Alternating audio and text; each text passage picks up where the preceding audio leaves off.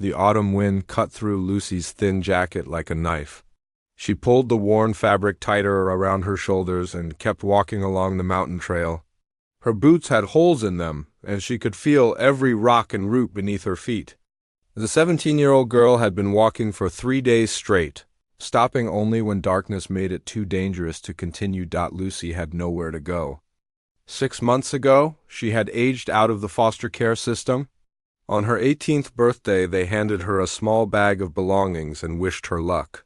No family waited for her. No friends offered help. She was completely alone in the world. The year was 1923, and jobs were hard to find, especially for a young woman with no experience and no permanent address. Lucy had tried working in the towns, but landlords wanted money she didn't have for rent. Employers wanted references she couldn't provide. Slowly, she found herself pushed further and further away from civilization. Now, she lived like a ghost, moving from place to place in the Montana wilderness. The mountains were full of abandoned mining camps and empty homesteads. People had come here during the gold rush years ago, full of hope and dreams. When the gold ran out, they left behind their broken dreams and empty buildings. These forgotten places became Lucy's temporary homes. She would find an old cabin or mining shack, stay for a few days, then move on before anyone noticed her. She lived on wild berries, roots, and whatever small game she could catch with simple traps. It wasn't much of a life, but it was survival. The hunger was the worst part. It gnawed at her stomach constantly, making her feel weak and dizzy. She had lost a lot of weight over the past months. Her clothes hung loose on her thin frame. Sometimes she would find old cans of food left behind in the abandoned buildings. But those discoveries were rare. The sun began to set behind the mountains. Lucy looked for shelter. The nights were getting colder, and she knew winter wasn't far away. She worried about what would happen when the snow came. The abandoned buildings offered some protection, but they weren't built for harsh mountain winters. Through the trees ahead, she saw something that made her heart lift a little. Smoke was rising from what looked like a cabin. Smoke meant warmth. It might also mean people, which could be dangerous. But Lucy was desperate enough to take the risk. She moved carefully through the forest, trying to stay hidden while getting closer to the cabin. As she crept forward, she could see the building. More clearly, it was a small log cabin with a stone chimney.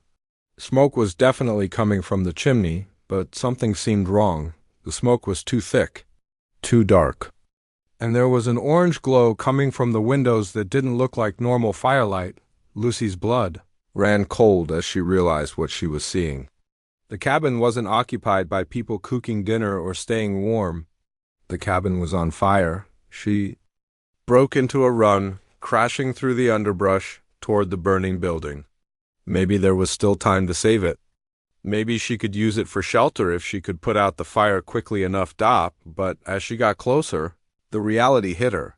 This wasn't a small fire that could be easily controlled. Flames were shooting through the roof. The windows glowed like demon eyes. The heat was so intense she could feel it from 50 feet away. Lucy stopped running and stood there watching her potential shelter burn to the ground. Disappointment washed over her. She would have to keep walking, keep searching for somewhere to spend the night. The temperature was already dropping, and she could see her breath in the cold air. She was about to turn away when she heard something that made her freeze. Through the roar and crackle of the flames, she heard a sound that cut straight to her heart. A baby was crying somewhere inside that burning cabin. Lucy stood paralyzed for a moment, her mind struggling to process what she was hearing. There was a baby in there, a helpless infant trapped in that inferno. Every instinct told her to run. The cabin was a death trap. The roof was already collapsing in places. Going inside would be suicide. She was just one homeless girl with no family, no future, no one who would even miss her if she died. But that baby's cry cut through all her fear and self-doubt. Someone innocent was in terrible danger. Someone who couldn't save themselves. Lucy had spent her whole life being abandoned and forgotten. Adults who were supposed to protect her had failed her over and over again. She knew what it felt like to be helpless and alone. She couldn't walk away and let that happen to someone else. She pulled her thin shawl up over her nose and mouth, trying to create some protection against the smoke. Her heart was pounding so hard she could hear it over the sound of the fire. Her hands were shaking as she looked for a way into the burning building. The front door was completely blocked by flames. The windows were too small and too high. But around the back of the cabin, she found a wooden door that wasn't completely engulfed yet. The frame was burning, but the door itself was still mostly intact. Lucy took a deep breath of clean air, knowing it might be her last. Then she kicked the door as hard as she could. The burning wood splintered and gave way. Heat and smoke poured out like a living thing, trying to escape the confines of the cabin. The baby's cry was much louder now, much more desperate. Lucy dropped to her hands and knees and crawled into the burning building. The heat was unbelievable. It felt like crawling into an oven. The smoke burned her eyes and throat, making it almost impossible to breathe even through the shawl. She could barely see anything in the hellish orange glow. She followed the sound of crying, crawling across the wooden floor as fast as she could. Burning debris fell around her. She could hear the groaning of wooden beams about to collapse, near. What must have been the main room, she found the source of the crying.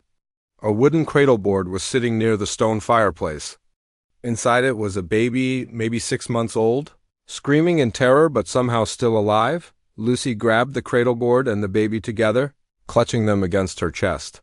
She turned around and crawled back toward the door as fast as she could. Moved behind her, she heard a thunderous crash as part of the roof caved in. She burst out of the cabin just as more of the structure collapsed. The fresh, cool air felt like a gift from heaven. She crawled several yards away from the building. Before collapsing on the ground, coughing and gasping, the baby was still crying, but the sound was different now. Less desperate, more like normal infant fussiness. Lucy looked down at the child in her arms and felt a wave of relief wash over her. They had both survived. Against all odds, they were both alive. As she sat there in the grass, watching the cabin. Burned to nothing, Lucy realized her life had just changed forever. She was no longer just a homeless girl trying to survive. She was now responsible for another human being, a baby who clearly belonged to someone else. Lucy sat on the cold ground, holding the baby close to her chest as the cabin burned behind them. The flames reached high into the night sky, sending sparks dancing up toward the stars. The heat warmed her back, but she knew that warmth would be gone soon. When the fire died down, the baby had stopped crying and was looking up at her with dark, curious eyes. Lucy had never held a baby before. She wasn't sure she was doing it right, but the child seemed calm now, which had to be a good sign. In the flickering light of the fire, she got her first good look at what she had rescued. The baby was wrapped in soft animal hide and secured in a beautifully crafted wooden cradleboard. The wood was smooth and polished, decorated with intricate patterns burned into the surface. Colorful beads were sewn into geometric designs along the edges. This wasn't something made quickly or carelessly. Someone had spent many hours creating this cradleboard with love and skill. The baby's clothes were also carefully made, soft leather, decorated with tiny shells and more colorful beadwork. Lucy realized this child was Native American. The craftsmanship of the cradleboard and clothing spoke of traditions passed down through generations. Somewhere out there, a family was probably desperate with worry about their missing baby. She looked around the burning cabin, trying to understand what had happened here. There was no other cradleboard, no other baby things, no adult belongings that she could see in the wreckage. It seemed like the baby had been alone when the fire started. Maybe the parents had stepped away for a few minutes. Maybe they went to get water or gather firewood. Maybe they thought their baby was safe for just a short time. Then something went wrong. A spark from the fireplace. A candle knocked over. An oil lamp that got too hot. Fire moved fast in these old wooden buildings. What started as a small flame could engulf an entire cabin in minutes. The parents probably tried to get back inside, but couldn't fight their way through the flames and smoke. Lucy's heart ached thinking about how frantic they must be right now. Were they somewhere nearby, watching helplessly as their home burned? Were they searching the forest, calling their baby's name? Or had they been inside the cabin too and not made it out? She pushed that last thought away. She had to believe the parents were alive and looking for their child. That meant she needed to find them, but where should she look? She had no idea where she was in relation to any Native American settlements. She had been wandering for days, following old mining trails and deer paths. She might be miles from where the baby's family lived. The fire began to die down as the cabin walls collapsed inward. Soon there would be nothing left but glowing embers and ash. Lucy realized she needed to move. The temperature was dropping quickly, and she had no shelter for herself or the baby. She carefully adjusted the cradle board, making sure the baby was secure and warm. The child seemed content for now, making soft cooing sounds and waving tiny fists in the air. Lucy had never been around babies, but she knew they needed food regularly. This one would be hungry soon. Walking in the dark was dangerous, especially carrying a baby, but staying here wasn't an option. Lucy picked a direction that seemed to lead uphill. Higher ground would give her a better view in the morning. Maybe she could spot smoke from cooking fires or other signs of where people lived. The trail was rough and rocky. Lucy moved slowly, testing each step before putting her full weight down. The last thing she needed was to trip and fall while carrying the baby. Her own safety mattered less now. She was responsible for this innocent life. As she walked, Lucy found herself talking softly to the baby. She had always been quiet, even as a child. Growing up in foster care had taught her that it was usually better to stay silent and invisible. But something about holding this tiny person made her want to fill the silence. "Don't worry, little one," she whispered. "We're going to find your mama and papa. They're probably looking for you right now." The baby seemed to like the sound of her voice. The dark eyes stayed focused on her face, and the tiny hands reached toward her. Lucy felt something she had never experienced before. Someone needed her. Not just anyone, but specifically her. If she hadn't been walking past that cabin at exactly the right moment, this baby would have died. Maybe that meant something. Maybe after all the bad luck and abandonment in her life, she was finally in the right place at the right time to do something good. After walking for what felt like hours, Lucy found a small clearing with some large rocks that offered windbreak. She was exhausted, and the baby was starting to fuss again. This seemed like the best place to rest until morning. She arranged herself against the largest rock, keeping the baby cradled in her arms. The cradle board was designed to protect the child, but Lucy wanted the extra warmth of her body heat. The night was getting colder, and she could see frost forming on the grass around them. The baby began to cry again, a hungry, demanding sound that probably carried far through the quiet forest. Lucy tried rocking gently, making soothing sounds, but nothing seemed to help. The child needed food, and she had nothing to offer. She remembered seeing her foster mothers give babies bottles, but she had no milk, no bottle, nothing.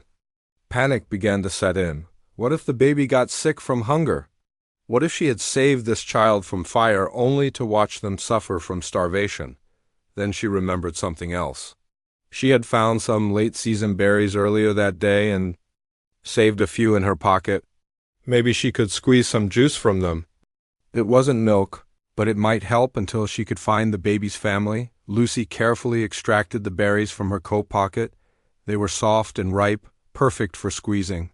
She mashed them between her fingers until she had a small amount of sweet juice on her skin. Very gently, she offered her finger to the baby. The tiny mouth latched onto it immediately, sucking eagerly. The crying stopped as the baby tasted the berry juice. It wasn't much nutrition, but it seemed to comfort the hungry child. "That's all I have right now," Lucy whispered. "But tomorrow we'll find your real family. They'll have everything you need." The baby seemed satisfied for the moment and gradually fell asleep in her arms. Lucy dozed fitfully, waking every time the child stirred or made a sound. She had never realized how much constant attention babies needed. As the first light of dawn began to creep across the sky, Lucy heard something that made her blood run cold. In the distance, she could hear voices calling out.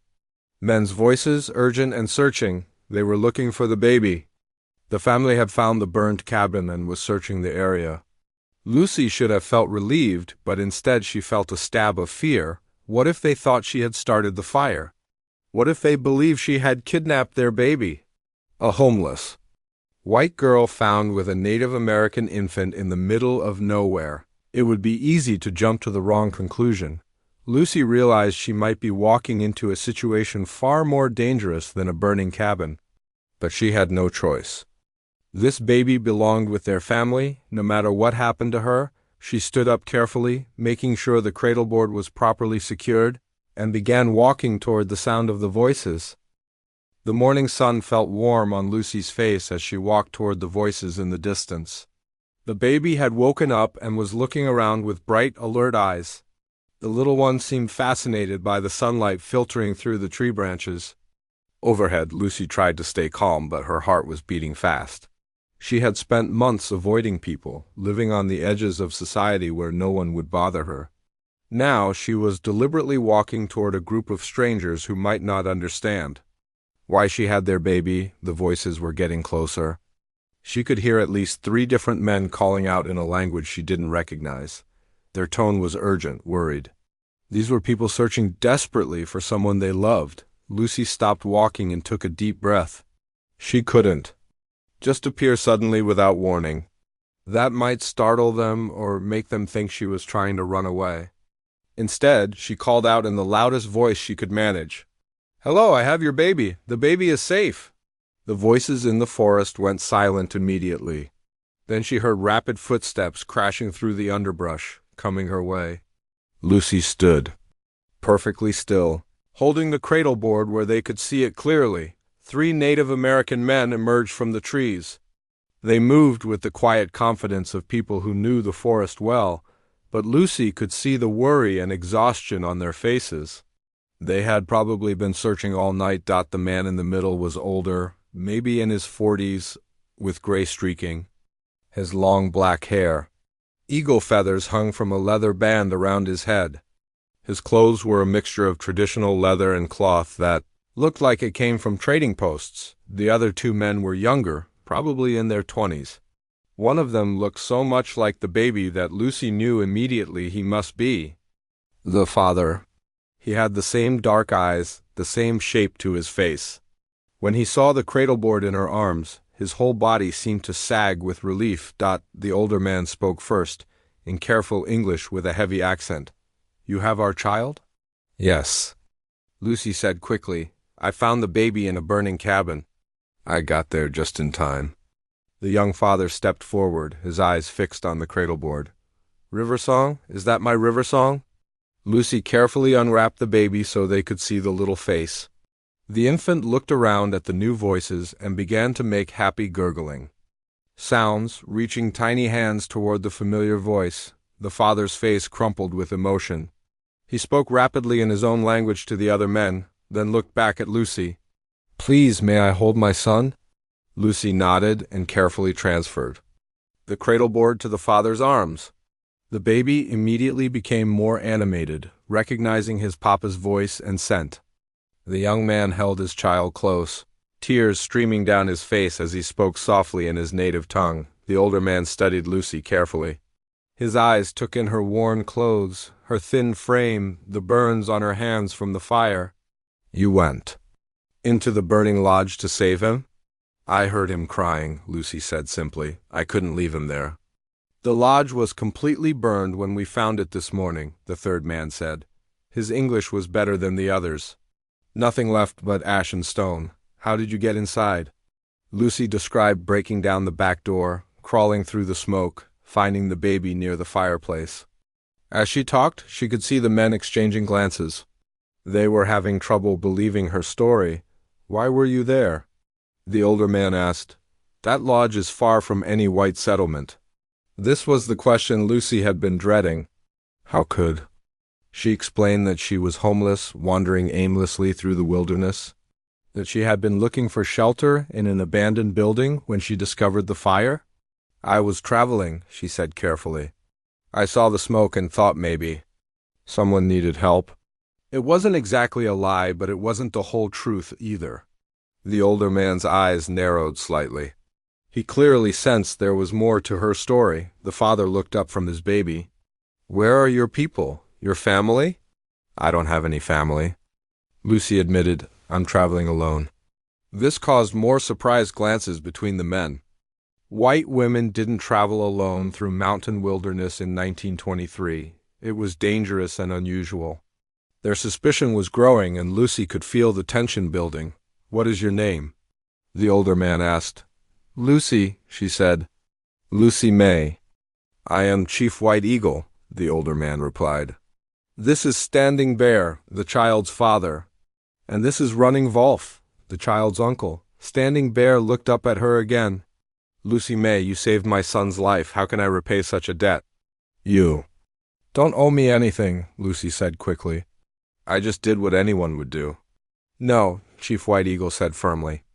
"Not anyone would run into fire to save a child that was not their own, especially not—" He paused, seeming to search for the right words. "Especially not a white person saving an Indian baby," Running Wolf finished bluntly. Lucy felt heat rise in her cheeks. She knew there was tension between white settlers and native tribes in this area.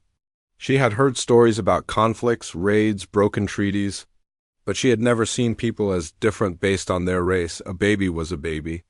A person in danger was a person in danger. "He's just a little baby," she said. "I couldn't let him die in that fire." Standing Bear stood up, still holding his son. River Song was staying with his grandmother yesterday. She had to leave suddenly when her sister became ill. She asked me to come get him this morning. His voice broke a little. "If you had not been there—" Chief White Eagle placed a hand on Standing Bear's shoulder, but she was there. The spirits guided her to the right place at the right time. Lucy didn't know much about Native American spiritual beliefs, but she could tell this was important to them. They saw her rescue of the baby as more than just coincidence. "Where will you go now?" Running Wolf asked her. Lucy shrugged. She had been trying not to think about that. "I'll keep traveling, I guess. Find somewhere to spend the winter." "You have no destination? No family waiting for you?" Chief White Eagle pressed. "No, sir, it's just me." The three men exchanged more looks and spoke quietly in their own language. Lucy caught River Song's name several times, and her own name. They seemed to be debating something. Finally, Chief White Eagle turned back to her. "Lucy May, you have given us the greatest gift possible. You returned our lost child. In our culture, this creates a bond that cannot be broken." "I don't understand," Lucy said. Standing Bear stepped forward. "You saved my son when his own family could not reach him. That makes you family too. We cannot let you wander alone in the wilderness with winter coming. Come back to our village." Chief White Eagle sighed. "Let us repay your kindness with food and shelter." Lucy stared at them in surprise. After months of being unwanted everywhere she went, these strangers were inviting her into their home. It seemed too good to be true. "I don't want to be any trouble," she said hesitantly. "No trouble," Standing Bear said firmly. "River Song's rescuer will always be welcome in our lodge." As they began walking together through the forest, Lucy carrying her few possessions and the men taking turns holding the baby, she felt something she hadn't experienced in years. She felt like she might finally be going home. The walk to the village took most of the morning. Lucy had never seen such beautiful country. The trail wound through valleys filled with golden aspen trees and meadows where deer grazed peacefully. Mountains rose on all sides, their peaks already touched with snow. Standing Bear walked beside her, carrying River Song and pointing out landmarks along the way. He showed her a creek where the best trout could be caught, a grove where medicinal plants grew, and rock formations that held special meaning for his people. "That peak there," he said, pointing to a distant mountain, "we call Grandfather Mountain. Our ancestors are buried at its base." Lucy found herself relaxing as they walked. These men had accepted her story and welcomed her without question. For the first time in months, she wasn't looking over her shoulder or worrying about where she would sleep that night. Chief White Eagle walked ahead of them, occasionally stopping to examine tracks in the dirt or listen to bird calls. Running Wolf brought up the rear, his eyes constantly scanning the forest around them. Lucy realized they were being careful, watching for signs of danger. Is someone following us? She asked, Standing Bear quietly. He shook his head. We always watch. There have been problems with some of the white settlers lately. They think we have been stealing their cattle. Have you? Lucy asked, then immediately regretted the question. It sounded like she was accusing them. Standing Bear didn't seem offended. Some of our young men have taken cattle, yes. But only because the settlers' herds are grazing on our traditional hunting grounds. The deer and elk have moved away. Our people need food? Lucy nodded. She was beginning to understand that the relationship between the native tribes and white settlers was complicated. Both sides probably felt they had good reasons for their actions. As they walked, she learned more about Standing Bear's family. His wife, Morning Star, was River Song's mother. She was currently visiting her parents in a village 2 days' ride away. Standing Bear had planned to bring the baby to join her there in a few days. She will want to thank you herself when she returns, Standing Bear said. Morning Star loves our son more than life itself. She will weep with joy when she hears how you saved him. River Song had been fussy earlier, but now he seemed content in his father's arms. The baby kept looking at Lucy with curious eyes, as if he remembered her voice from the night before. Around midday, they stopped beside a stream to rest and eat. Chief White Eagle shared jerky and dried berries from his pack. The food was different from anything Lucy had eaten, but it tasted good and filled her empty stomach. While they ate, Lucy learned more about their village. About 50 people lived there, including children and elders. They grew corn, beans, and squash in gardens during the summer. The men hunted deer, elk, and smaller game. The women gathered wild plants and preserved food for winter. It sounds peaceful, Lucy said. Usually it is, Running Wolf replied. But lately there has been tension. Some of the white ranchers think we are stealing from them. They have complained to the territorial government. Chief White Eagle's expression darkened. The government listens to white men's complaints, but not to our explanations. They threaten to move us to the reservation if there are more problems. Lucy didn't know much about reservations, but from their tone, she could tell it wasn't somewhere they wanted to go. After eating, they continued walking. The trail began to climb steadily upward. Lucy's legs burned from the effort, but she tried not to show her exhaustion. These men moved through the mountains like it was easy, and she didn't want to slow them down. As they climbed higher, Chief White Eagle stopped suddenly and held up his hand for silence. Everyone froze, listening. In the distance, Lucy could hear horses moving through the forest. The 3 men spoke quickly in their own language. Standing Bear looked worried as he adjusted his grip on River Song's cradleboard. Who is it? Lucy whispered. We're not sure, Running Wolf replied quietly. But there are many riders. Too many for a hunting party. Chief White Eagle motioned for them to leave the main trail. They moved quietly through the trees, trying to stay hidden while still making progress toward the village. Lucy's heart began to race. After everything that had happened, were they walking into more danger? They had gone maybe half a mile when they heard voices ahead. English voices, loud and angry. I know they're in these mountains somewhere, one man was saying.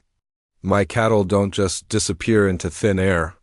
We'll find their camp, another voice replied. And when we do, we'll make sure they understand that stealing has consequences. Chief White Eagle's face went grim. He motioned for everyone to crouch down behind some fallen logs. Through the trees, Lucy could see a group of white men on horseback. They were armed with rifles and looked like they meant business, standing. Bear held River Song close to his chest, making sure the baby stayed quiet. The little one seemed to sense the tension and remained still. The riders passed by without seeing them, but Lucy could hear them talking as they moved deeper into the forest. The territorial marshal said, if we catch them in the act, we can defend our property however we see fit, one of them said. About time someone stood up to these savages, another replied. The hatred in their voices made Lucy's stomach clench. These men weren't just looking for stolen cattle. They were looking for an excuse to hurt people after the riders had passed. And their voices faded into the distance. Chief White Eagle stood up slowly. We need to reach the village quickly, he said urgently. Those men are dangerous. They will not listen to explanations. They move faster now, taking a more direct route up the mountain. Lucy struggled to keep up, but running Volf helped her. When the trail became too steep or rocky as they climbed, she couldn't stop thinking about what she had heard. Those men talked about native people like they weren't human, like they were animals to be hunted down. Lucy had never had much contact with different races before, but she couldn't understand such hatred. Standing Bear was kind and gentle with his baby. Chief White Eagle had shown her nothing but respect. Running Volf had helped her climb difficult parts of the trail without being asked. They were just people trying to take care of their families. Like anyone else. After another hour of hard climbing, they reached a ridge that overlooked a hidden valley.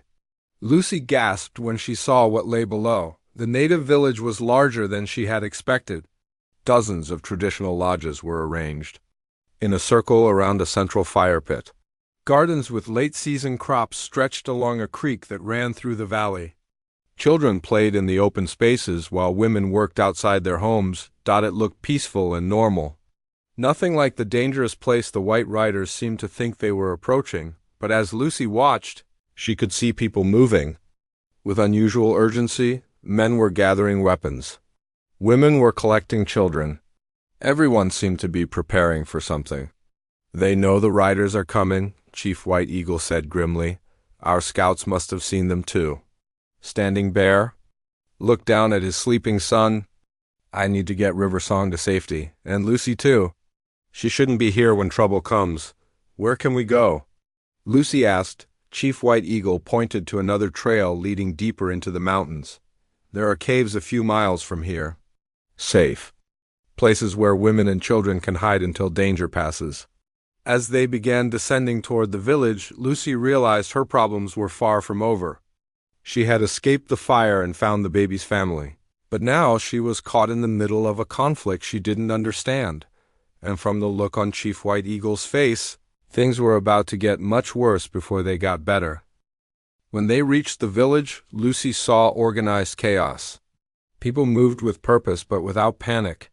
This wasn't the first time they had faced this kind of threat. Older women gathered the smallest children and began leading them toward the mountain.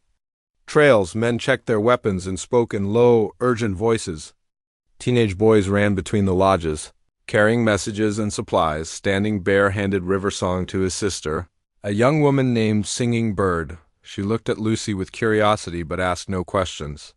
There would be time for explanations later. Take him to the caves, Standing Bear told his sister. Keep him safe until this is over. Singing Bird nodded and secured the cradle gourd on her back with practiced ease. She joined the group of women and children heading for the mountain trails. Chief White Eagle approached a group of tribal elders who were deep in discussion. Lucy stood nearby, unsure what to do with herself. She felt like an outsider in this community that was preparing for battle. An older woman with silver braids came up to her.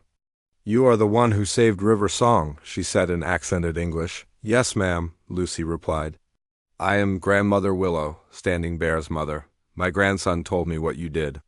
The old woman's eyes were kind but serious. You should go with the other women to the hiding place. I don't want to be in the way, Lucy said. You will not be in the way. You are family now. Grandmother Willow placed a weathered hand on Lucy's arm. River Song's protector is our protector too. Before Lucy could respond, shouts erupted from the edge of the village. The White Riders had arrived. There were more of them than Lucy had realized, at least 20 men on horseback, all carrying rifles. They rode into the village center like they owned the place, their horses trampling the carefully tended gardens. The leader was a big man with a gray beard and cold eyes. He looked around the village with disgust, as if everything he saw offended him. I'm Marshal Peterson, he announced loudly. I have reports of cattle theft in this area. We're here to search your camp and recover stolen property. Chief White Eagle stepped forward calmly. Marshal, you are welcome to look around our village, but you will find no stolen cattle here. We'll see about that, Peterson replied. He gestured to his men. Search every lodge. Check behind every tree. If there's stolen beef here, we'll find it. The riders spread out through the village, dismounting and entering lodges without permission. Lucy watched in horror as they overturned belongings and scattered personal items across the ground. "Stop," Chief White Eagle protested. "You have no right to destroy our homes." "I have every right," Peterson snarled. "Cattle rustling is a federal crime. I can search wherever I want." One of the riders emerged from a lodge, dragging a young native man by the arm. "Found this one trying to hide something, Marshal." Peterson rode over to where the young man was being held. "What's your name, boy?" "Swift Horse," the young man replied, lifting his chin defiantly. "Swift Horse, eh? Fast enough to steal cattle in the night and get back here before anyone notices?" "I have stolen nothing," Swift Horse said firmly. Peterson backhanded him across the face. "Don't lie to me, savage!" Several native men stepped forward angrily, but Chief White Eagle held up his hand to stop them. "Marshal Peterson, there is no need for violence. Swift Horse is telling the truth." "The truth?" Peterson laughed harshly. "You people wouldn't know the truth if it bit you. 3 ranchers have lost cattle this month. The tracks all lead back to these mountains." Running Wolf spoke up. "Many animals use these trails. Deer, elk, even wild horses." "How do you know the tracks were from stolen cattle?" "Because we found proof," Peterson said with satisfaction. He gestured to one of his men who held up a leather collar with metal studs. "This is a cattle collar from the Henderson Ranch," Peterson announced.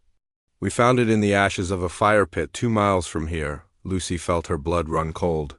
She knew exactly where that fire pit was. It was the remains of the cabin where she had found Riversong. Chief White Eagle examined the collar with a puzzled expression. "I do not understand." "Our people did not light any fires in that area." "More lies," Peterson said. "You people have been butchering stolen cattle and burning the evidence. This collar proves it." But Lucy knew the truth. The cabin had burned accidentally, probably from lightning or a spark from the fireplace. Any cattle collar found there had nothing to do with the village. She started to step forward to explain. But Grandmother Willow grabbed her arm and pulled her back behind the group of women. "Stay hidden," the old woman whispered urgently. "They must not see you." "But I can explain about the fire," Lucy protested quietly. "The cabin burned by accident. No one stole any cattle." "They will not believe you," Grandmother Willow said firmly, "and if they see a white girl here, they will ask questions we cannot answer safely." Lucy realized the old woman was right. Her presence in the village would be difficult to explain. The riders might think she had been kidnapped or that she was helping with cattle rustling. Meanwhile, Peterson was losing patience. "Chief, I'm giving you one chance to confess. Tell me which of your warriors have been stealing cattle, and maybe we can work something out."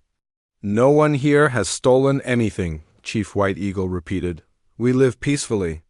We hunt and fish and tend our gardens. We do not take what belongs to others." "Peaceful," Peterson spat. "You call it peaceful when you sneak onto our land and steal our livestock?" "The land was ours long before white men brought cattle to it," Running Wolf said angrily. This was clearly the wrong thing to say. Peterson's face turned red with rage. "The land belongs to whoever has legal title to it, and that's not you people." He turned to his men. "Tear this place apart.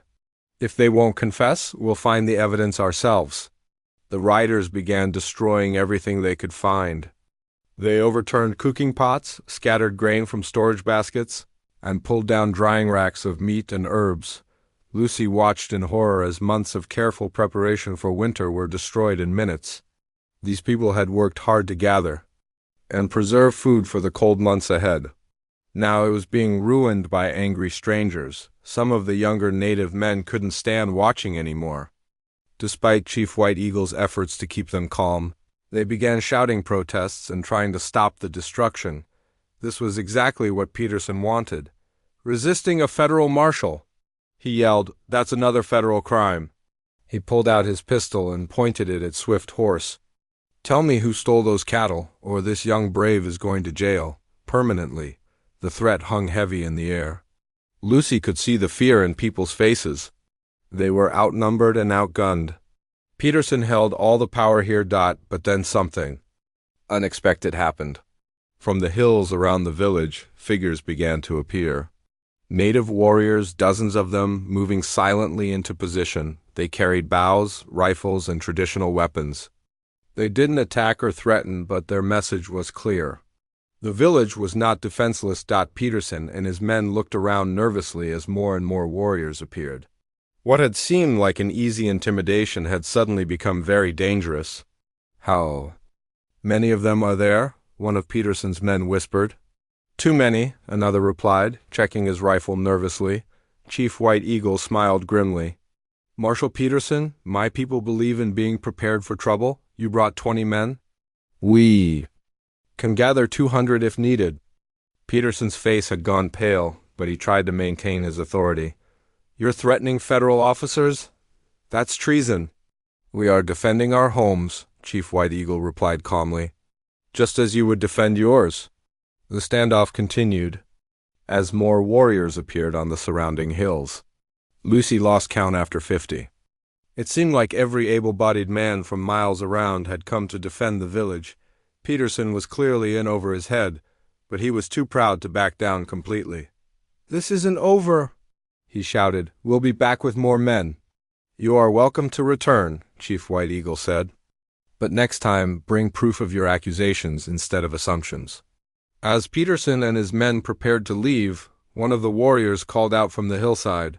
He was pointing at something in the distance. Lucy followed his gaze and saw smoke rising from the direction they had come from.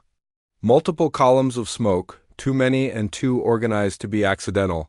Someone was burning something. Something big. The smoke in the distance changed everything.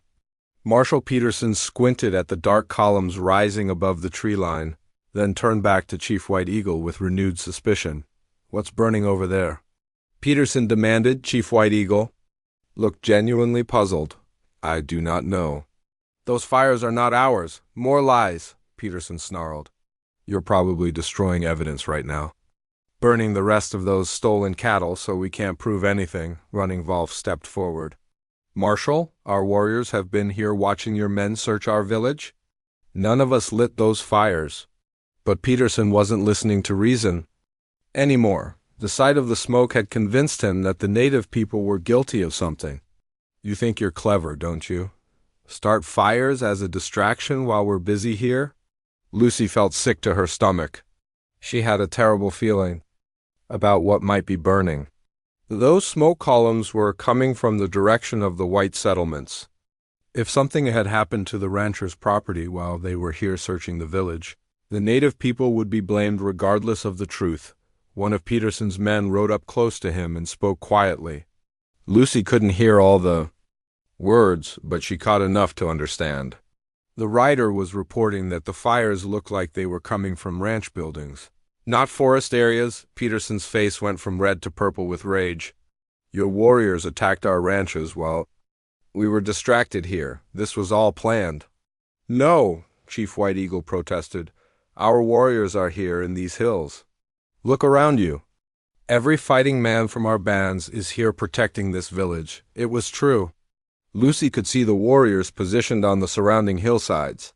Hundreds of them, all clearly visible and accounted for. None of them could have been miles away, starting fires at the same time. But Peterson was beyond listening to logic. "You're working with someone else then." "Other tribes? Renegades? I don't care who lit those fires. Your people are responsible." Standing Bear tried to calm the situation. "Marshal Peterson, let us send scouts to investigate the fires. We can help you find out what really happened." "Help?" Peterson laughed bitterly. "You people have helped enough already." He turned to his men. "Mount up. We're riding back to protect what's left of our property." As Peterson's riders prepared to leave, he pointed a threatening finger at Chief White Eagle. "This isn't over, Chief. When I come back, I'm bringing the territorial governor and federal troops. You people have gone too far this time." The marshal and his men galloped out of the village, heading toward the distant smoke. As soon as they were gone, Chief White Eagle called his warriors down from the hills. "Swift Horse, take 10 men and follow those fires," he ordered. "Find out what happened, but stay hidden." Do not let the white men see you. Grey Wolf, send riders to all the neighboring bands. Tell them what happened here today. They need to. No trouble is coming. Running Wolf, organize scouts to watch all the trails leading to our village. If more white men come, we need advance warning. As the warriors hurried to carry out their orders, Lucy felt overwhelmed by guilt. This whole crisis had started with the burned cabin where she found River Song. If she had handled things differently, maybe none of this would be happening. Grandmother Willow seemed to read her thoughts. Child, you blame yourself for something. That is not your fault. But the cattle collar they found, Lucy said miserably. It was in the ashes of the cabin where I found the baby. If I had stayed and explained what happened, they would not have believed you, the old woman said firmly. White men like that marshal see only what they want to see. The truth would not have mattered. Standing Bear returned from giving orders to the scouts. He looked tired and worried.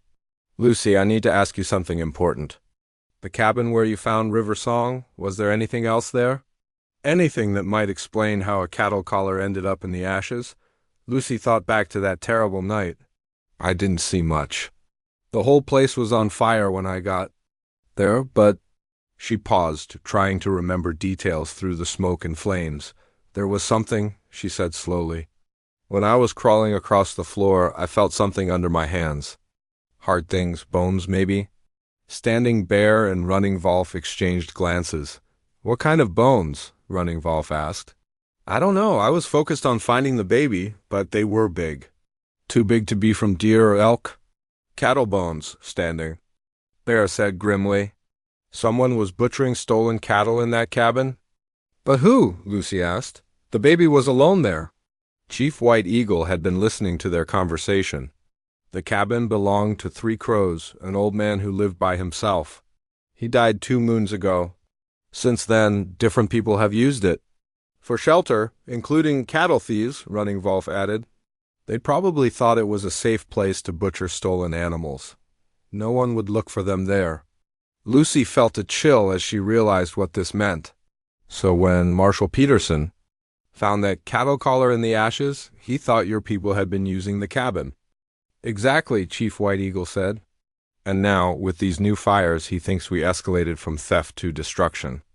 A rider galloped into the village, one of the scouts who had been sent to investigate the fires. He spoke rapidly to Chief White Eagle in their native language, his face grim. Chief White Eagle translated for Lucy. 3 ranches have been burned. Not just buildings, everything. Houses, barns, corrals. The families escaped, but their livestock scattered into the mountains. Who did it? Standing Bear asked. The scout spoke again, and Chief White Eagle's expression darkened further.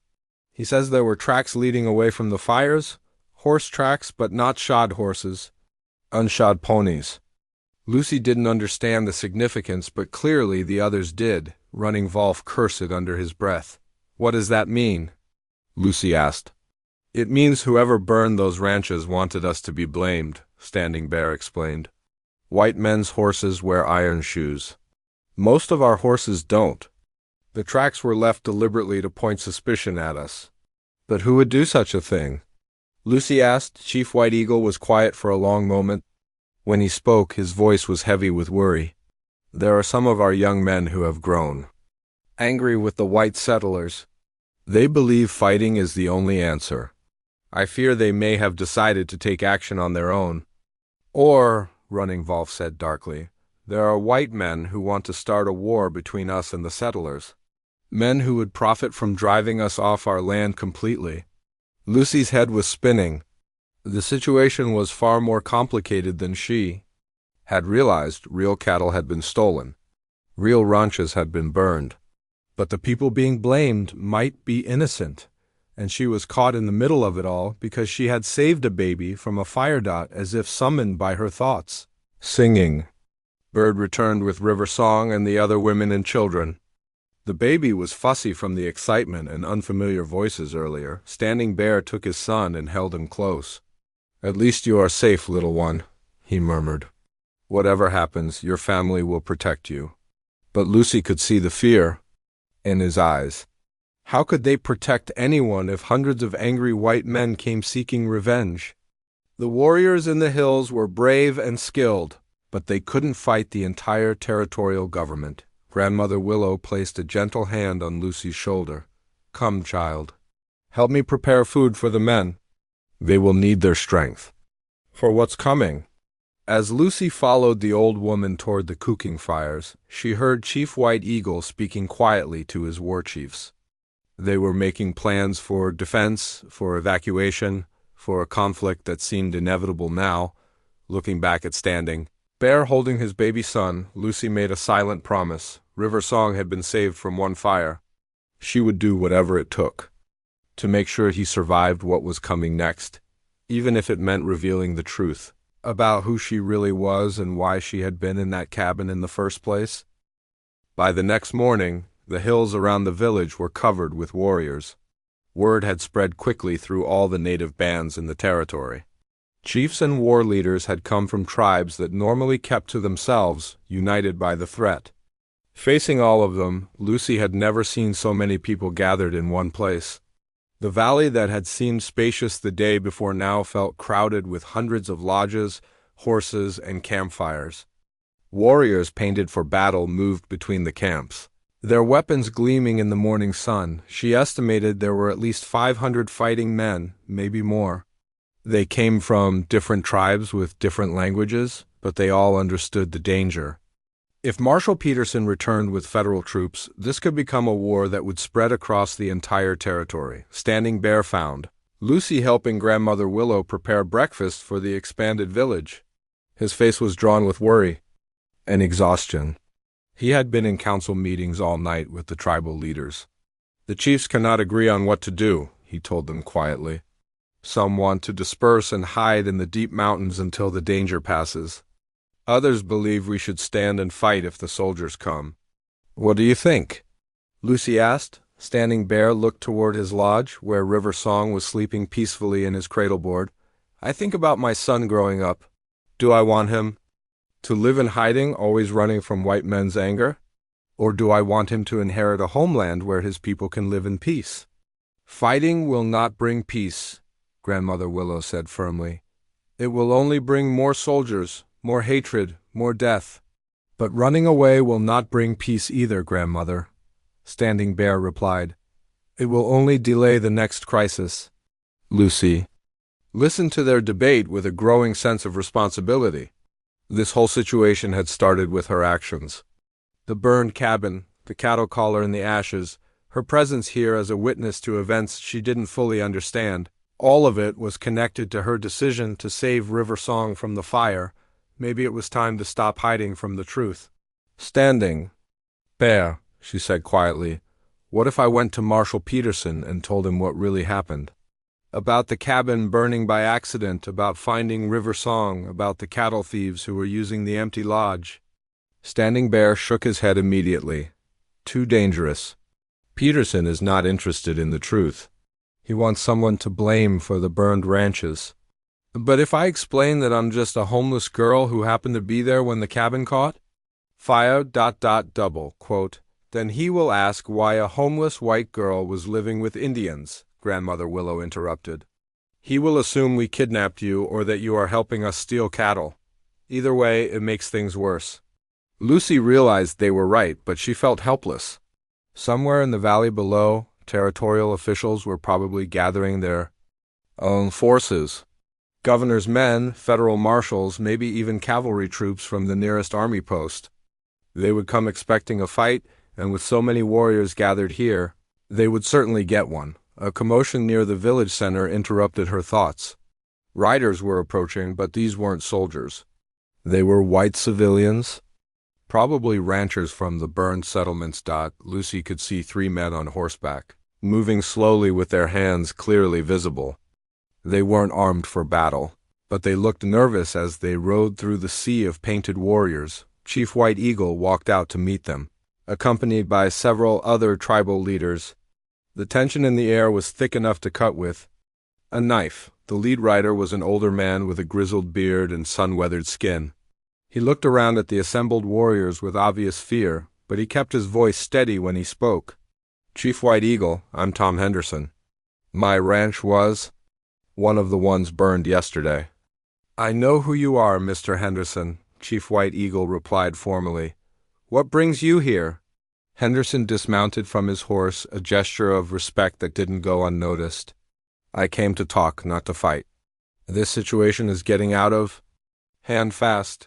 Your Marshal Peterson seems to think my people burned your ranch, Chief White Eagle said. He did not want to talk yesterday. Peterson's a fool, Henderson said bluntly. I've been ranching in this territory for 15 years. I know the difference between Indians and white men trying to look like Indians. This statement caused murmurs of surprise among the assembled tribal leaders. Standing Bear translated quietly. For those who didn't speak English, what do you mean? Chief White Eagle asked carefully. Henderson gestured to one of his companions, a younger man with intelligent eyes. This is my son Jake. He's good at reading tracks. Show them what you found, son. Jake Henderson stepped forward, pulling a small object from his pocket. We found this near the burned buildings, he said, holding up a horseshoe.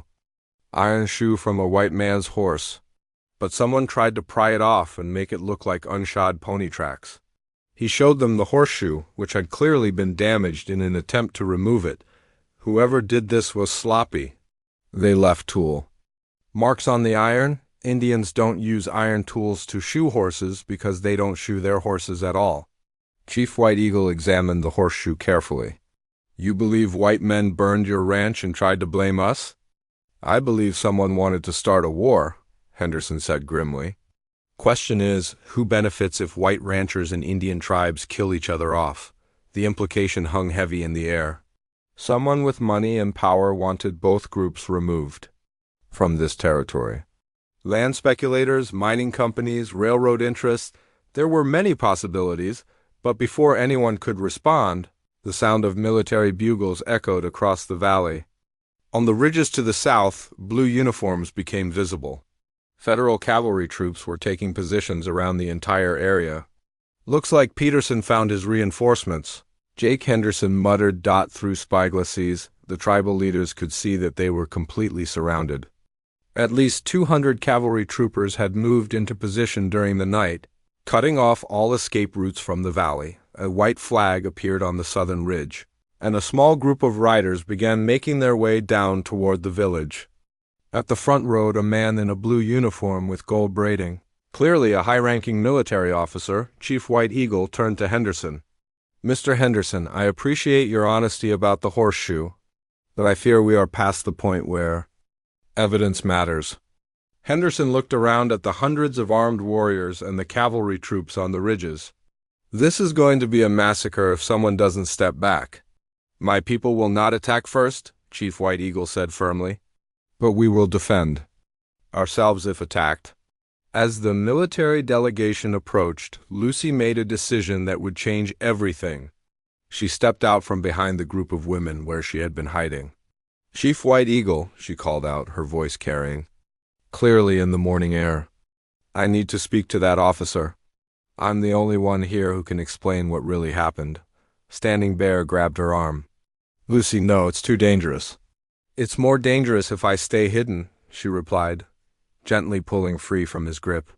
They need to hear the truth from someone they'll believe. Before anyone could stop her, Lucy began walking toward the approaching military delegation. Behind her, she could hear Grandmother Willow praying softly in her native language, and all around the valley, 500 warriors watched to see what would happen when one homeless girl tried to prevent a war. Lucy walked across the open ground between the native village and the approaching soldiers with her heart hammering against her ribs.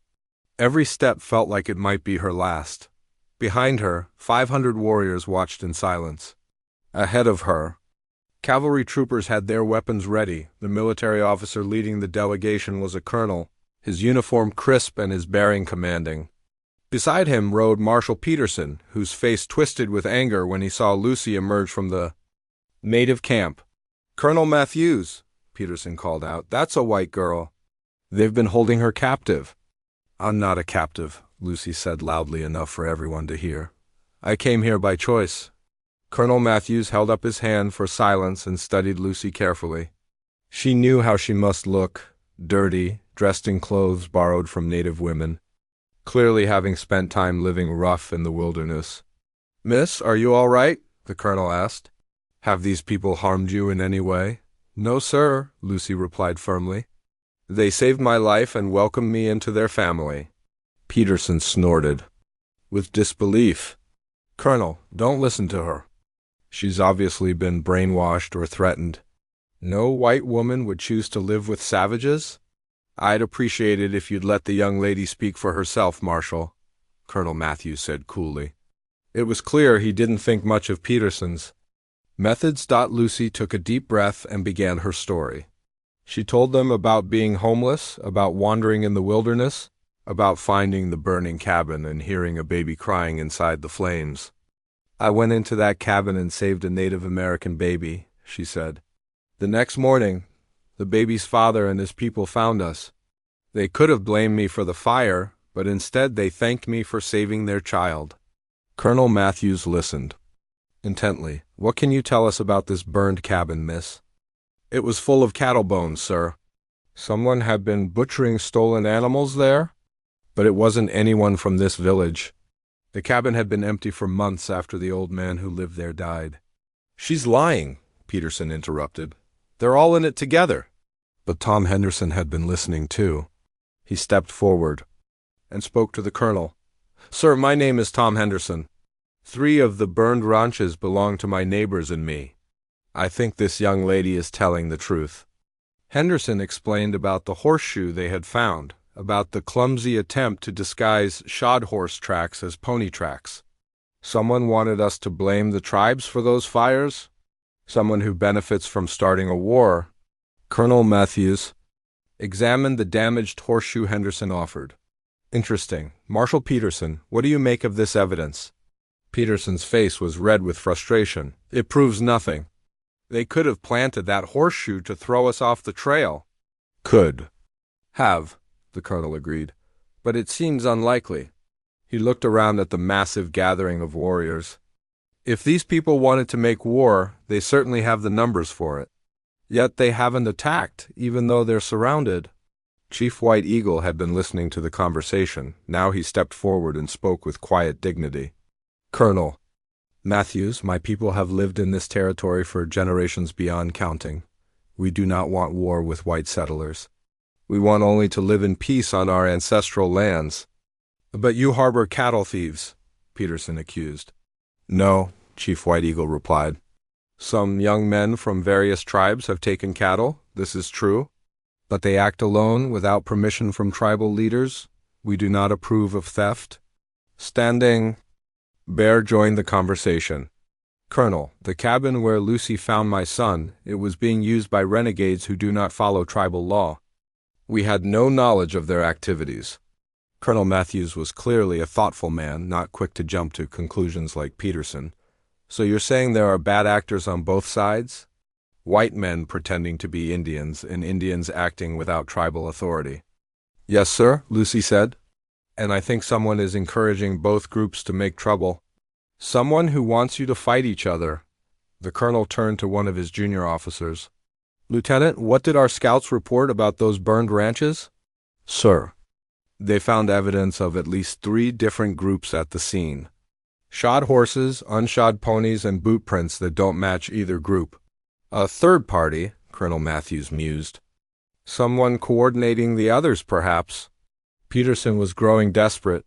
"Colonel, we can't just take the word of some homeless girl and a bunch of savages."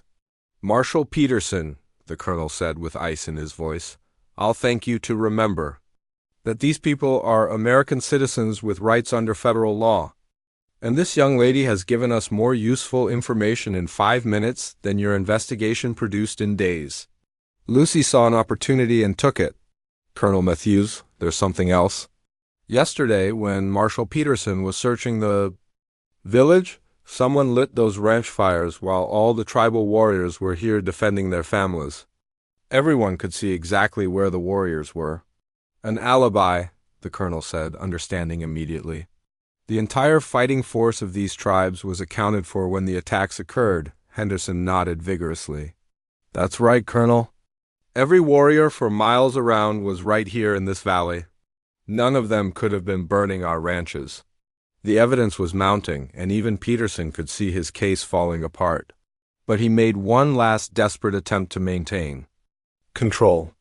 All right, maybe the tribes didn't burn the ranches, he admitted grudgingly, but they've still been stealing cattle. I found proof in that burned cabin. Proof that someone was stealing cattle, Colonel Matthews corrected. Not proof of who was doing it. Standing Bear spoke up. Colonel, if you will allow it, our warriors can help you hunt down the real cattle thieves. We know these mountains better than anyone, and we want the stealing to stop as much as you do. This was clearly not what Peterson had expected. You can't trust them, Colonel. But Tom Henderson was nodding thoughtfully. That's not a bad idea.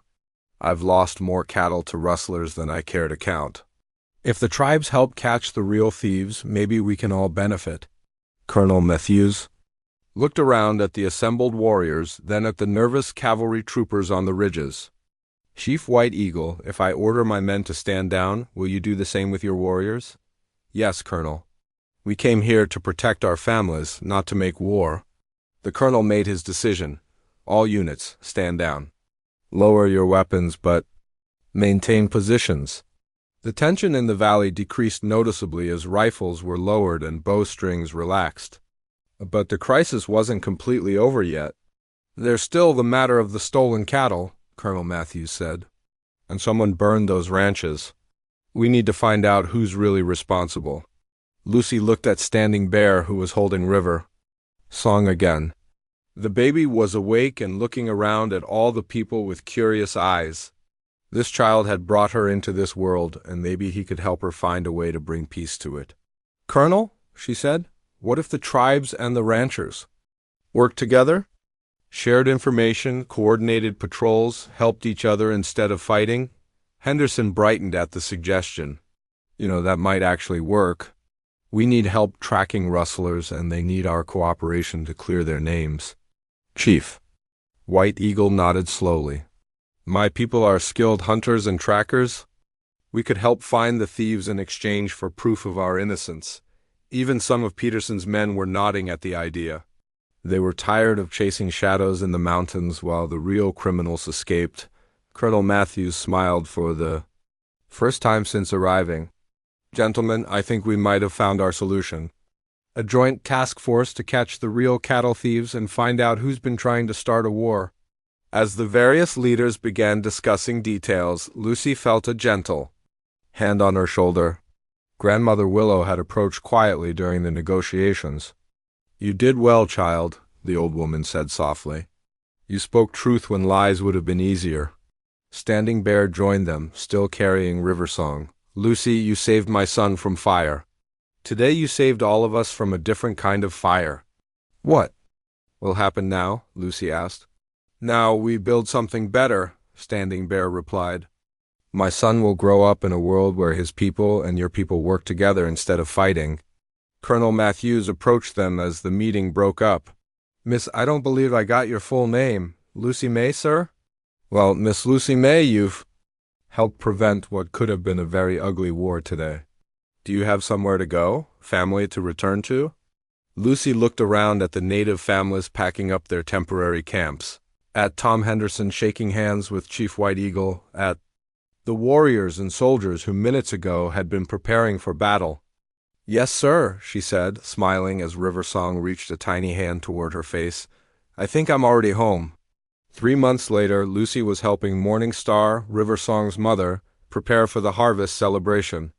The joint patrols had caught the real cattle thieves, a gang of white outlaws working with renegade Indians, all funded by a land speculation company that wanted both groups gone. River Song was crawling now, getting into everything and making everyone laugh with his curious explorations. He would grow up in the peaceful world that had almost been destroyed by misunderstanding and greed. Lucy had found more than just a home with Standing Bear's people. She had found her purpose. As someone who belonged to both worlds but was trapped by neither,